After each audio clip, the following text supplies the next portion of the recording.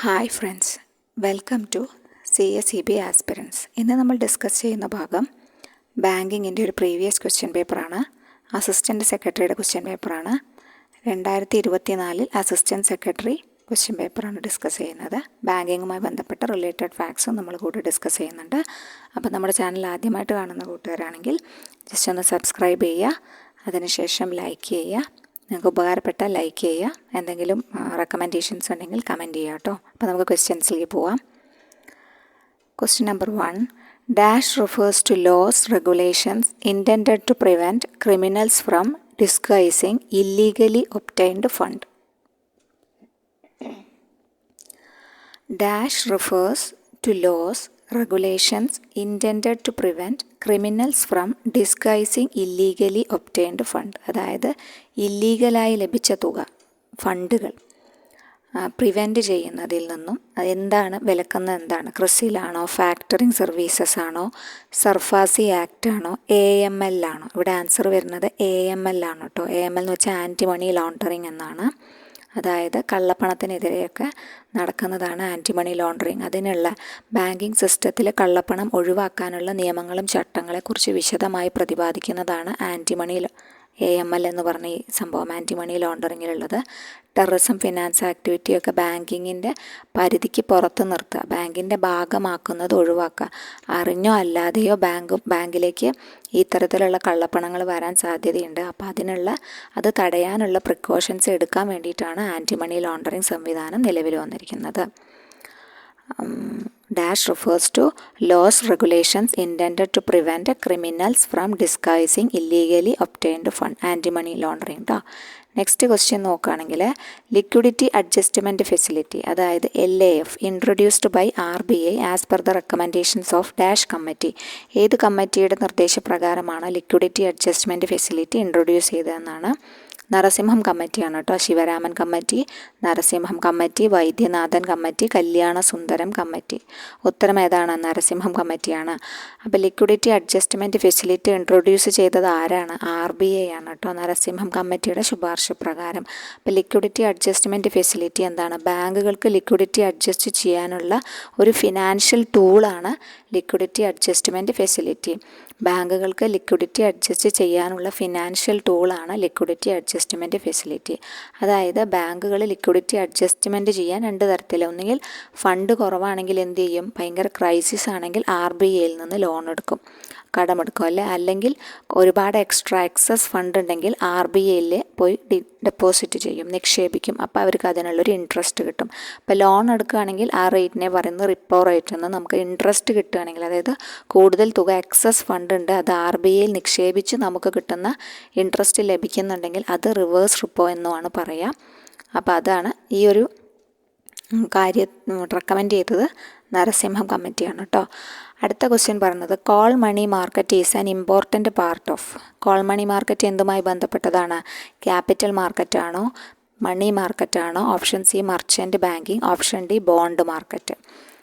ഏതാണ് ഉത്തരം? മണി മാർക്കറ്റാണ് കേട്ടോ. Call money market is an important part of money market. Call money market is an important part of money market. Call money at short notice എന്നൊക്കെ പറഞ്ഞു കഴിഞ്ഞാൽ അതൊരു short term financial instrument ആണ്. ഇപ്പോൾ ഒരു ബാങ്കിന് പെട്ടെന്ന് പിടിച്ചു നിൽക്കാൻ വേണ്ടി ഫണ്ടുകളില്ല, ബാങ്കിനോ മറ്റ് ഇതര ഫിനാൻഷ്യൽ ഇൻസ്റ്റിറ്റ്യൂഷനോ അതേപോലത്തെ ഫിനാൻഷ്യൽ ഇൻസ്റ്റിറ്റ്യൂഷൻസിൽ നിന്ന് വായ്പ ചെറിയ കാലയളവിനുള്ളിൽ കൊടുക്കാനുള്ള വായ്പകളാണ് ഈ മണി, കൂടുതലും ഈ കോൾ മണി ഈ ഒരു സംഭവത്തിൽ വരുന്നത്. പ്രത്യേകിച്ച് കോൾ മണി ഓവർനൈറ്റ് ഫെസിലിറ്റി എന്നാണ് പറയുക. ഓവർനൈറ്റ് ഫെസിലിറ്റി, ഒരു രാത്രിക്ക് വേണ്ടി കടമെടുക്കുന്നത് എന്നാണ് പറയണത് കേട്ടോ. അങ്ങനത്തെ ഷോർട്ട് ടേം ഇൻസ്ട്രുമെൻറ്റ്സ് ആണ് ഈ മണി മാർക്കറ്റിൽ ഉൾപ്പെട്ടിട്ടുള്ളത്. ഷോർട്ട് ടേം ഇൻസ്ട്രുമെൻറ്റ്സ് ഉള്ള മാർക്കറ്റാണ് എന്ത്? Money market. ലോങ് ടേം ആകുമ്പോൾ ക്യാപിറ്റൽ മാർക്കറ്റ് ആയിരിക്കും കേട്ടോ. മർച്ചൻറ്റ് ബാങ്കിങ് നമുക്കറിയാം പണ്ടത്തെ ബാങ്കിങ് ആണ്. മർച്ചൻറ്റ് ബാങ്കിങ് പണ്ട് കാലത്ത് നിലനിന്നിരുന്ന ബാങ്കിങ് ആണ്. A bank draft is drawn by a. Bank draft ആരാണ് ഡ്രോൺ ചെയ്യുന്നത്? ബാങ്ക് ഡ്രാഫ്റ്റ് എപ്പോഴും ഡ്രോൺ ചെയ്യുന്നത് ബാങ്കറാണ് കേട്ടോ. അതായത് bank draft drawn by a banker. അല്ല, ബാങ്ക് ഡ്രാഫ്റ്റ് ഇഷ്യൂ ചെയ്യുന്നത് ആരാണെന്ന് ചോദിച്ചാലും ബാങ്കർ തന്നെയാണ്. ബാങ്കർ കൊടുക്കുന്നതാണ് എന്ത് ബാങ്ക് ഡ്രാഫ്റ്റ് എന്ന് പറഞ്ഞു കഴിഞ്ഞാൽ. ബാങ്ക് ഡ്രാഫ്റ്റ് വെച്ചാൽ ഒന്നെങ്കിൽ DD ആയിട്ട്, ഡിമാൻഡ് ഡ്രാഫ്റ്റ് ആയിട്ട്, അല്ലെങ്കിൽ പേ ഓർഡർ ആയിട്ട്. അപ്പോൾ ഈ രണ്ടിനെയും ഇത് തന്നെയാണ് ബാങ്ക് ഡ്രാഫ്റ്റിൻ്റെ കേസിൽ തന്നെയാണ് ഉൾപ്പെടുത്തുക. DD ആണെങ്കിൽ ഡിഫറൻറ്റ് സ്ഥലമാണ്. ഇപ്പം തിരുവനന്തപുരത്തേക്ക് അല്ലെങ്കിൽ തിരുവനന്തപുരത്തുനിന്ന് ദൂരസ്ഥലത്തേക്ക് അയക്കണമെങ്കിൽ DD ആയിട്ടാണ് അയക്കുക. ഒരു സ്ഥലത്തുനിന്ന് ദൂര സ്ഥലത്തേക്കാണെങ്കിൽ സെൻറ്ററും റിസീവറും വ്യത്യസ്ത ദൂര സ്ഥലങ്ങളാണെങ്കിൽ DD പ്രിഫർ ചെയ്യും. അല്ല പേ ഓർഡർ ആണെങ്കിൽ ഒരേ സിറ്റിക്കകത്ത് ഒരേ സിറ്റിയിൽ തന്നെയാണ് കൊടുക്കുന്ന ആളും സ്വീകരിക്കുന്ന ആളും ഉണ്ടെങ്കിൽ പ്രിഫർ ചെയ്യുന്നത് പേ ഓർഡർ ആയിരിക്കും. അതാണ് അതിൻ്റെ വ്യത്യാസം എന്ന് പറയുന്നത് കേട്ടോ. അപ്പോൾ ബാങ്ക് ഡ്രാഫ്റ്റ് ഡ്രോൺ ചെയ്യുന്നതും ഇഷ്യൂഡ് ബൈ ചോദിച്ചാലും ഡ്രോൺ ബൈ ചോദിച്ചാലും ബാങ്കർ തന്നെയാണ്. അടുത്ത ക്വസ്റ്റ്യൻ പറയുന്നത് dash is the capital required by bank measured in terms loans disbursed by banks. Dash is the capital required by bank measured in terms of loans disbursed by banks. അപ്പോൾ അത് CRAR ആണ് ഉത്തരമായി വരുന്നത്. CRAR ഉണ്ട്, liquidity ratio ഉണ്ട്, profitability ratio ഉണ്ട്, CAMELS rating ഉണ്ട്. ഇതൊക്കെയാണ് ഓപ്ഷൻസ് ആയിട്ട് വരുന്നത്. അപ്പോൾ ഇവിടെ വരുന്നത് CRAR ആണ്. അപ്പോൾ എന്താണ് CRAR എന്ന് നോക്കാം. CRAR എന്ന് വെച്ച് കഴിഞ്ഞാൽ capital to risk assets ratio എന്നാണ് പറയുക. ഒരു ബാങ്കിന് അതിൻ്റെ ലോസസ് പേ ചെയ്യാനുള്ള ബാങ്കിൻ്റെ എബിലിറ്റി അളക്കുന്ന സംവിധാനമാണ് ഇത്. Capital to risk weighted asset ratio എന്നാണ് പറയുന്നത്. It determines a bank's financial strength and stability. ബാങ്കുകളുടെ ഫിനാൻഷ്യൽ സ്ട്രെങ്ത്തും സ്റ്റെബിലിറ്റിയും അളക്കാനാണ് ഇത് ഉപയോഗിക്കുന്നത് എന്നാണ് പറയുന്നത് CRAR. അതായത് it is the ratio of bank's capital to its risk assets. Bank's ക്യാപിറ്റലും അതിൻ്റെ റിസ്ക് അസറ്റും തമ്മിലുള്ള റേഷ്യോ ആണ് എന്ത് ക്യാപിറ്റൽ ആഡിക്വറ്റി റേഷ്യോ എന്നും അറിയപ്പെടും കേട്ടോ. ക്യാപിറ്റൽ ആഡിക്വസി റേഷ്യോ എന്നറിയപ്പെടുന്ന CRAR. അപ്പോൾ എന്താണ് ratio of bank's capital to its risk assets. Okay. അപ്പോൾ അത് നരസിംഹം കമ്മിറ്റി 1991 സജസ്റ്റ് ചെയ്തത് കേട്ടോ. 1991 ഡിസംബറിൽ മിനിമം ക്യാപിറ്റൽ അസറ്റ് 8% ആകണം എന്ന നിർബന്ധം എന്നൊരു റെക്കമെൻഡേഷൻ മുന്നോട്ട് വെച്ചിട്ടുണ്ടായിരുന്നു. അപ്പോൾ അതാണ് പറയണത് ഒരു ബാങ്കിന് അതിൻ്റെ റിസ്കുകൾ മീറ്റ് ചെയ്യാനുള്ള എത്രത്തോളം എബിലിറ്റി ഉണ്ട് എന്ന് അളക്കുന്നതിനുള്ള ഒരു മെട്രിക്കാണ്, ക്രൂഷ്യൽ മെട്രിക് ഇൻ ബാങ്കിങ് എന്നാണ് ഇത് പറയുക. ഇത് determines banks financial strength and stability എന്നാണ് പറയുന്നത് കേട്ടോ. അപ്പോൾ ഈ ക്യാപിറ്റൽ എന്ന് വെച്ചാൽ ബാങ്കിൻ്റെ ഓൺ ഫണ്ടാണ്. അതിൽ ടയർ 1 ക്യാപിറ്റൽ കോർ ക്യാപിറ്റലും ഉണ്ടാകും, ടയർ 2 ക്യാപിറ്റലായി സപ്ലിമെൻ്ററി ക്യാപിറ്റലും ഉണ്ടായിരിക്കും. പിന്നെ റിസ്ക് വെയ്റ്റഡ് അസറ്റ് എന്ന് പറഞ്ഞു കഴിഞ്ഞാൽ these are the assets held by the bank adjusted for their associated risk. Different assets such as loans and investments have different risk weighted assigned by the regulator. അതായത് risk weighted assets എന്ന് വെച്ച് കഴിഞ്ഞാൽ എത്രയെല്ലാം assets held by the bank ഉണ്ടോ അതെല്ലാം adjusted with the associated risk different അസറ്റിൽ risk assign ചെയ്തിട്ടുണ്ടാവും എന്നാണ് പറയുന്നത്. അപ്പോൾ അതാണ് CRARനെ കുറിച്ച് പറയുന്നത്. അതൊക്കെ വിശദമായിട്ടുള്ള ടോപ്പിക്കുകളാണ്. അപ്പോൾ അതെല്ലാം വ്യക്തമായി പഠിച്ചിരിക്കണം. ക്വസ്റ്റ്യൻസ് അവിടെ നിന്നൊക്കെ വരുന്നുണ്ട്. ഡെപ്റ്റ് റിക്കവറി ട്രിബ്യൂണൽ വിച്ച് ഫെസിലിറ്റേറ്റ്സ്. അടുത്ത ക്വസ്റ്റ്യനാണ് ഡെപ്റ്റ് റിക്കവറി ട്രിബ്യൂണൽ കേട്ടോ, DRT എന്നറിയപ്പെടും. Which facilitates recovery of loans by banks which consist of. ഡെപ്റ്റ് recovery tribunal option A quasi judicial body ആണോ, B judicial body, C advisory body, D securitisation company. അപ്പോൾ അതെന്താണെന്നാണ് പറയുന്നത്. ഡെപ്റ്റ് recovery tribunal is a quasi judicial ബോഡിയാണ് കേട്ടോ. ഉത്തരം എന്താണ്? ക്വാസി ജുഡീഷ്യൽ ബോഡിയാണ്. അപ്പോൾ എന്താ എഴുതുക? It is a quasi judicial body formed under the recovery of debts due to banks and financial institution act 1993. അതിലാണ് ഫോം ചെയ്തിരിക്കുന്നത്. ആ ആക്ട് പ്രകാരമാണ് ഫോം ചെയ്തിട്ടുള്ളത്. ടു ഫെസിലിറ്റേറ്റ് എന്തിനു വേണ്ടിയിട്ടാണ്? Recovery of loans by banks and financial institutions to the customers. അതായത് NPA റിക്കവറിക്ക് വേണ്ടി ഫാസ്റ്റാക്കാൻ വേണ്ടി ത്വരിതഗതിയിൽ NPA റിക്കവറി നടക്കാൻ വേണ്ടിയിട്ടാണ് ഡെപ്റ്റ് റിക്കവറി ട്രിബ്യൂണൽ ഉണ്ടാക്കിയിട്ടുള്ളത് കേട്ടോ. പെട്ടെന്ന് കിട്ടാനാണ് കേട്ടോ. അതിനൊരു പ്രിസൈഡിങ് ഓഫീസറാണുള്ളത്. ഗവൺമെൻറ് ഓഫ് ഇന്ത്യയാണ് ഈ പ്രിസൈഡിങ് ഓഫീസറിനെ അപ്പോയിൻറ്റ് ചെയ്യുന്നത്. 20 ലാഖിന് മോറാണ് കൂടുതലുള്ള തുകകളാണ് ഡെപ്റ്റ് റിക്കവറി ട്രിബ്യൂണലിൽ തീർപ്പ് കൽപ്പിക്കാറുള്ളത് കേട്ടോ. പിന്നെ വോൾ ഓഫ് ദ ഇന്ത്യയാണ് പറയണത്, എക്സെപ്റ്റ് ജമ്മു കാശ്മീരാണ് പ്രവർത്തന പരിധി പറയുന്നത്. ഓക്കെ, അതാണ് ഡെപ്റ്റ് റിക്കവറി ട്രിബ്യൂണൽ എന്ന് പറഞ്ഞു കഴിഞ്ഞാൽ. അപ്പോൾ അടുത്ത ക്വസ്റ്റ്യനിലേക്ക് പോവാം. Dash is the process of purchasing an asset in the market where the price is lower and sell the same in the market where assets price is high. Okay, എന്താണ് ചോദ്യം? Process of purchasing, ഒരു asset purchase ചെയ്യുന്നു മാർക്കറ്റിൽ നിന്ന് എപ്പോൾ? Price lower ആയിരിക്കുമ്പോൾ. എന്നിട്ട് വിൽക്കുന്നു എപ്പോൾ? പ്രൈസ് ഹൈ ആയിരിക്കുമ്പോൾ കേട്ടോ. അപ്പോൾ ഒരു മാർക്കറ്റിൽ നിന്ന് അസറ്റ് ഹൈ വിലയ്ക്ക് പർച്ചേസ് ചെയ്തിട്ട് എന്ത് ചെയ്യുന്നു? ലോവർ വിലയ്ക്ക് പർച്ചേസ് ചെയ്യുന്നു. Where the price is lower ആയിരിക്കുമ്പോൾ പർച്ചേസ് ചെയ്യുന്നു. പക്ഷേ വിൽക്കുന്നത് ഹൈ റേറ്റ് ആയിരിക്കുമ്പോഴാണ്. അപ്പോൾ അങ്ങനത്തെ പ്രൈസിങ് പോളിസീസ് ഉണ്ട്. പ്രൈസിങ് പോളിസീസിനെ കുറിച്ചാണ് ചോദിക്കുന്നത്. മാർക്കറ്റിംഗ് സ്കിമ്മിംഗ് ആണോ, ആർബിട്രേജ് ആണോ, ഗോയിങ് റേറ്റ് ആണോ, മാർക്കപ്പ് ആണോ? ഇവിടെ ആർബിട്രേജ് പ്രൈസിങ് പോളിസിയാണ് വരുന്നത് കേട്ടോ. ആർബിട്രേജിലാണ് അസറ്റ് പർച്ചേസ് ചെയ്യും എപ്പോൾ? ലോവർ റേറ്റിൽ പർച്ചേസ് ചെയ്യും. എന്നിട്ട് പിന്നെ അത് വിൽക്കുന്നത് എങ്ങനെയാണ് വിൽക്കുക? പ്രൈസ് ഹൈ ആയിരിക്കുമ്പോൾ കേട്ടോ. പിന്നെ മാർക്കറ്റ് സ്കിമ്മിംഗ് പോളിസിയിൽ പറയുന്നത് പ്രോഡക്റ്റിൻ്റെ ചിലവുകളും അതിൻ്റെ പ്രൈസും നല്ലൊരു ഹൈ റേറ്റ് ഓഫ് പ്രോഫിറ്റൊക്കെ ആദ്യം തന്നെ മാക്സിമം പ്രോഫിറ്റ് ഈ വിലയുടെ കൂടെ ആഡ് ചെയ്ത് വെക്കും. അതിന് ശേഷമാണ് ഇത് മാർക്കറ്റിൽ ഇറക്കുന്നത് തന്നെ. അതാണ് സ്കിമ്മിങ് പ്രൈസ് പോളിസി കേട്ടോ. സ്കിമ്മിങ് പ്രൈസ് പോളിസിയിൽ പ്രോഡക്റ്റിൻ്റെ പ്രൈസിൻ്റെ കൂടെ പ്രോഡക്റ്റിൻ്റെ ഹൈ റേറ്റ് ഓഫ് പ്രോഫിറ്റും കൂടി ആഡ് ചെയ്തിട്ടാണ് മാർക്കറ്റിലേക്ക് വരുന്നത്. ഓക്കെ, പിന്നെ അടുത്തത് ഗോയിങ് റേറ്റ് പറയുന്നത്. ഗോയിങ് റേറ്റ് മാർക്കറ്റ് ഫ്ലക്ച്വേഷൻസിനനുസരിച്ച് വില കൂട്ടുകയും കുറയ്ക്കുകയും ഒക്കെ ചെയ്യും.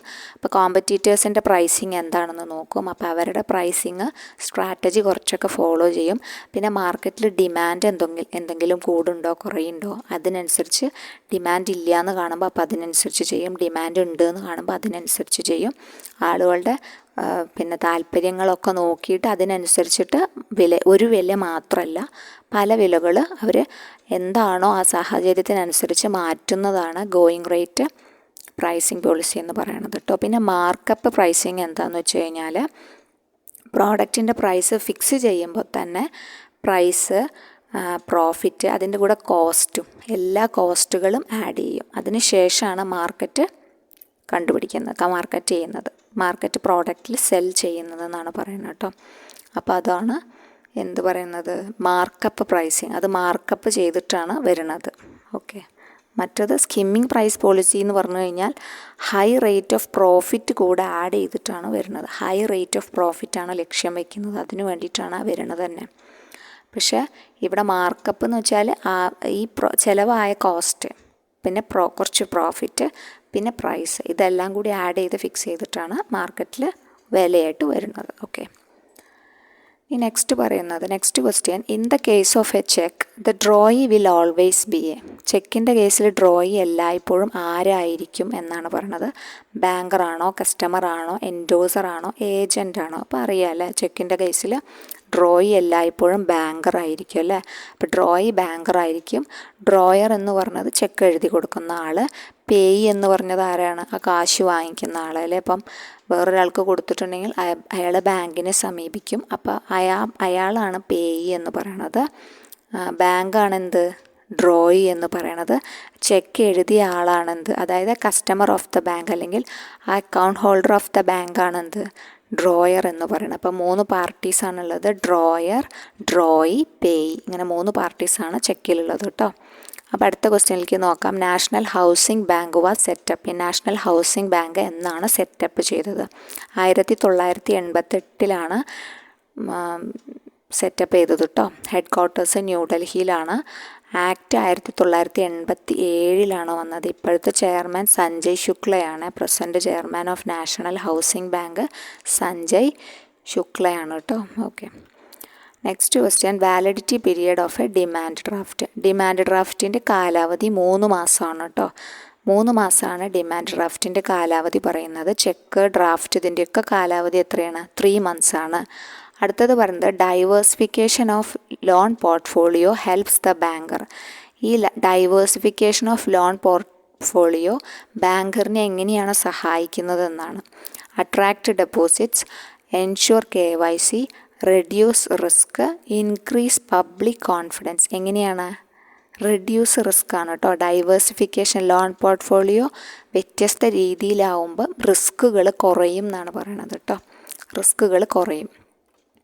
അടുത്തത് പറയുന്നത് head quarters of financial action task force FATF ആണ്. FATFനെ കുറിച്ച് ക്വസ്റ്റ്യൻസ് എപ്പോഴും വരാറുണ്ട്. അപ്പോൾ അത് ഓർത്ത് വയ്ക്കണം. അതുമായി ബന്ധപ്പെട്ട കാര്യങ്ങളൊക്കെ പഠിച്ചു വയ്ക്കുക. Geneva, Brussels, England, Paris. അപ്പോൾ FATFൻ്റെ ആസ്ഥാനം എവിടെയാണ്? പാരീസിലാണെന്ന് ഓർക്കുക. അപ്പോൾ FATF എന്താണെന്ന് വെച്ച് കഴിഞ്ഞാൽ ഇതൊരു ഇൻ്റർ ഗവൺമെൻറ്റൽ ഓർഗനൈസേഷൻ ആണ് കേട്ടോ. Financial action task force is A inter governmental organisation establish ചെയ്തത് 1989 കേട്ടോ.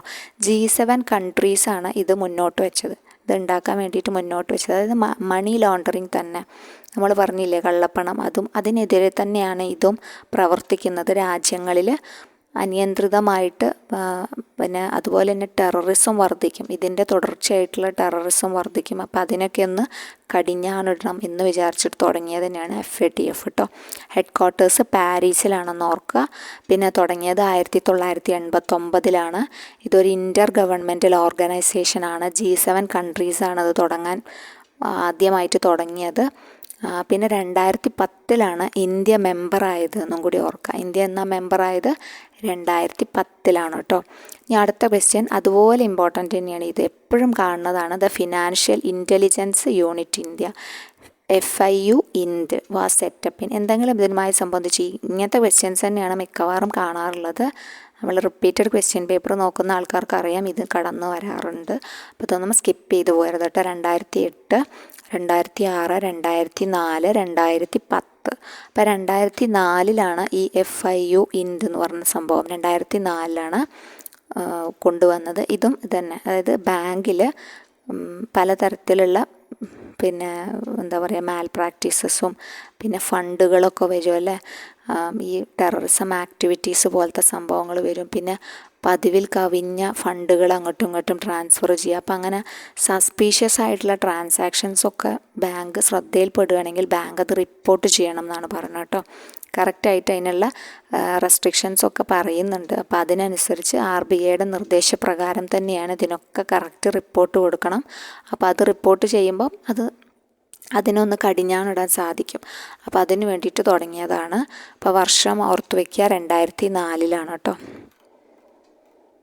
അടുത്തത് പറയണത് അടുത്ത question, dash are kinds of bonds that is rated below investment grades and high risk securities.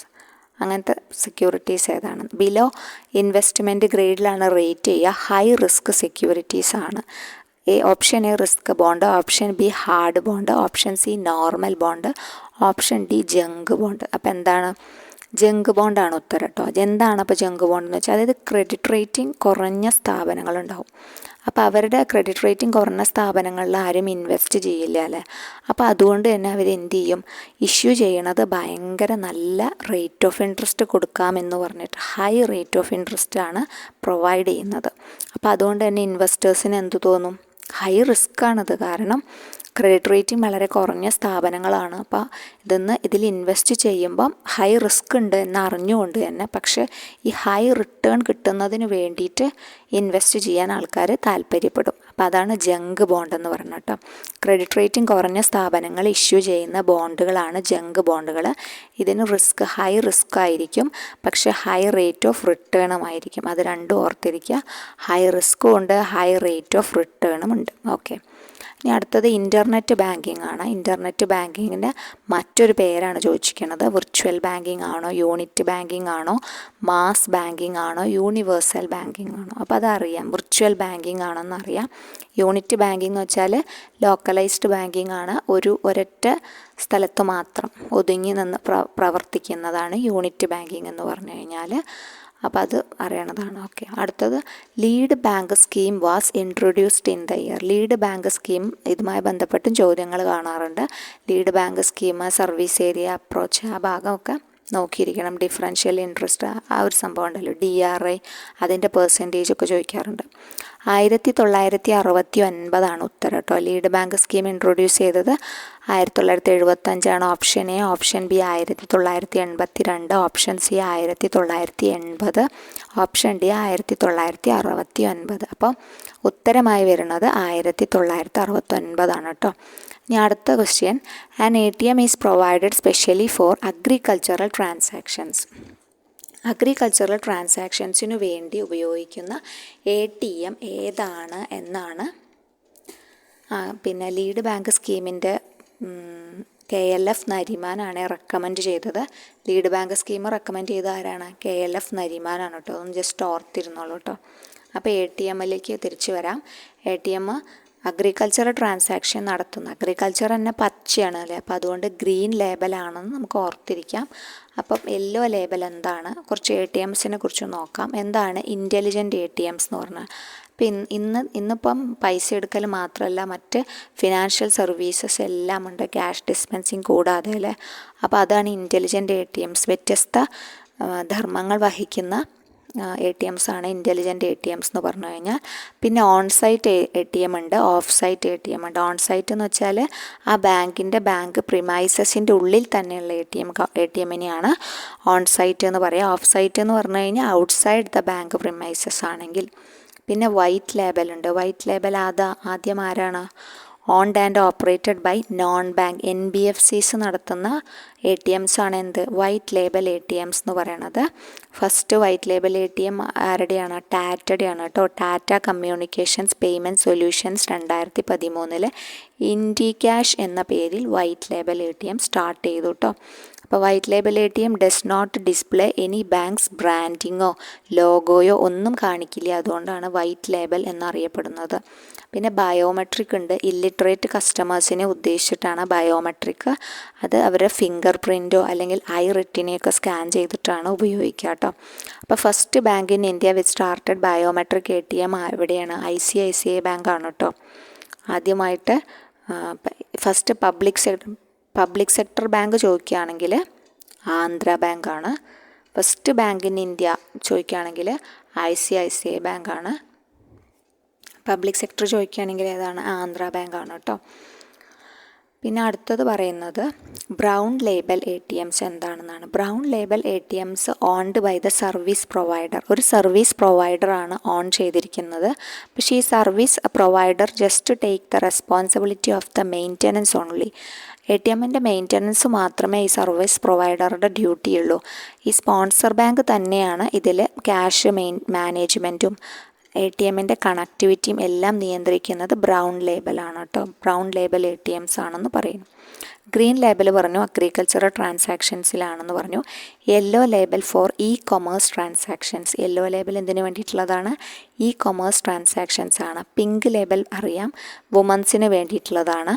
Orange label എന്തിനാണ്? ഷെയർ ട്രാൻസാക്ഷൻസിന് വേണ്ടിയിട്ടുള്ളതാണ് കേട്ടോ ഓറഞ്ച് ലേബൽ. പിന്നെ ഓൺലൈനും ഓഫ്ലൈനും ഉണ്ട്. അങ്ങനെ കുറച്ച് തരം ഒക്കെ ഉണ്ട്. കാർഡ്ലെസ്, കോൺടാക്ട്ലെസ്, അതൊക്കെ ഇപ്പോഴത്തെ പുതിയ ട്രെൻഡിങ് സംഭവങ്ങൾ. ഓക്കെ, അപ്പോൾ അത് ബേസിക്കായിട്ട് നമുക്ക് ചോദിക്കാറുള്ളത് യെല്ലോ. പിന്നെ ഓറഞ്ച് ജസ്റ്റ് ശ്രദ്ധിക്കണം, ഷെയർ ട്രാൻസാക്ഷൻസിന് വേണ്ടിയിട്ടുള്ളതാണെന്ന് ജസ്റ്റ് ഓർത്തിരിക്കണം കേട്ടോ. അപ്പോൾ അതാണ് ATMസിനെ കുറിച്ച് പറയുകയാണെങ്കിൽ. ATMസിനെ കുറിച്ച് ധാരാളം പഠിക്കാനുണ്ട്. ബാർക്ലേസ് ആണ് സ്റ്റാർട്ട് ചെയ്തതെന്നും HSBC ആണ് നമ്മുടെ ഇന്ത്യയിൽ, ലോകത്തിൽ ബാർക്ലേസ് ബാങ്കാണ് സ്റ്റാർട്ട് ചെയ്തത്. ഇന്ത്യയിൽ നോക്കുകയാണെങ്കിൽ നമ്മുടെ HSBC ആണ് തുടങ്ങിയത് എന്നൊക്കെ കുറേ ഫാക്റ്റുകൾ വരുന്നുണ്ട് കേട്ടോ. അപ്പോൾ അതൊക്കെ നോക്കിയിരിക്കണം.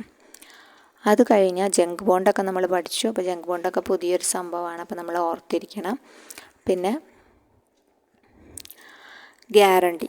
Guarantee deals dash section of the Indian contract act. Indian contract ആക്റ്റിലെ ഏത് സെക്ഷനിലാണ് ഗ്യാരണ്ടീനെ കുറിച്ച് പ്രതിപാദിക്കുന്നത്? 126 കേട്ടോ. 126 എന്തിനെക്കുറിച്ച് പ്രതിപാദിക്കുന്നത്? ഇന്ത്യൻ കോൺട്രാക്റ്റ് ആക്റ്റിൽ ഗ്യാരണ്ടീനെ കുറിച്ച്. ഇപ്പോൾ ടൈപ്സ് ഓഫ് ഗ്യാരണ്ടി ഒക്കെ പ്രധാനപ്പെട്ടതാണ്, നമുക്ക് നോക്കാം കേട്ടോ.